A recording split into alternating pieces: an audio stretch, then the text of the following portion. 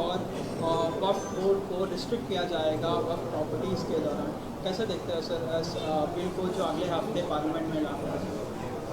सबसे पहली बात तो यह है कि जब पार्लियामेंट सेशन में है तो सेंट्रल गवर्नमेंट जो है पार्लियामेंट्री सुप्रीमेसी और प्रिविलेजेस के ख़िलाफ़ ये काम करते हुए मीडिया को इन्फॉर्म कर रही है और पार्लियामेंट को इन्फॉर्म नहीं कर रही है।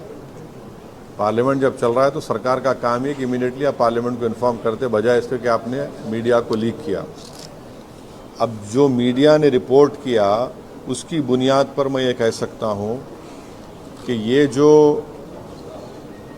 प्रपोज अमेंडमेंट से मीडिया में जो लिखा गया है वो इस बात को बताता है कि मोदी हुकूमत वक्फ बोर्ड की ऑटोनॉमी को छीनना चाहती है और वो इंटरफेयर करना चाहती है वाकिफ़ के मंशे के ख़िलाफ़ कि किस तरह से उस वक्फ की प्रॉपर्टी को चलाया जाए, और ये ख़ुद फ्रीडम ऑफ रिलीजन के ख़िलाफ़ है, नंबर 1।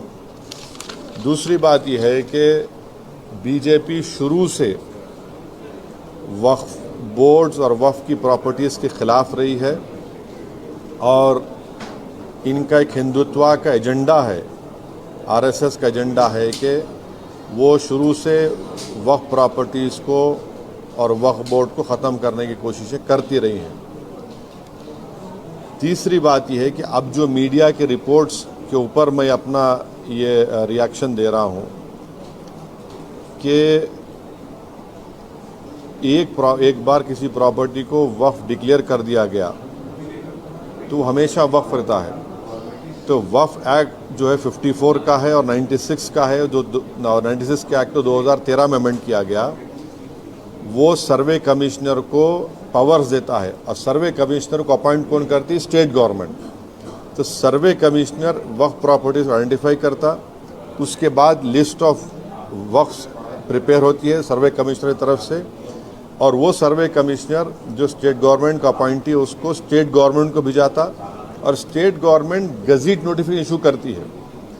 तो गज़ीट नोटिफिकेशन खुद एक ऑफिशियल एक्ट है और अगर गज़ीट नोटिफिकेशन 1 साल तक चैलेंज नहीं होती तो वो फाइनल हो जाती है और नेचर ऑफ वक्फ हो जाता है।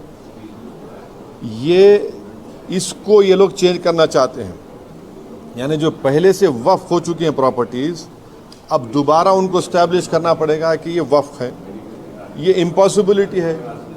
दूसरी बात यह है कि गज़ीट का जो कंक्लूसिव नेचर है उसको आप डाइल्यूट करना चाह रहे हैं। माने अब कई लोग वक्फ की प्रॉपर्टीज़ में इंक्रोचर्स है, इलीगल तरीके से वहाँ पर है, तो इनको एक मौका मिल जाएगा कि वो वक्फ प्रॉपर्टीज़ को बोलेंगे कि हमारी प्रॉपर्टी है, प्राइवेट वक्फ की प्रॉपर्टी नहीं है। और कोई भी प्रॉपर्टी में ये झगड़े होते कहीं ना कहीं, तो उसको एक एंक्रोचर्स को एक मौका मिल जाएगा। तीसरा न्यूज़ रिपोर्ट ये बोलता है कि अमेंडमेंट इन इस्टेब्लिशमेंट और कंपोजिशन ऑफ वक्फ बोर्ड, तो ये एक्ट खुद ये बोलता है कि हर स्टेट में एक वक्फ बोर्ड होना चाहिए और बोर्ड रिस्पॉन्सिबल होगा उसके एडमिनिस्ट्रेशन और मैनेजमेंट ऑफ वक्फ प्रॉपर्टीज़ के लिए।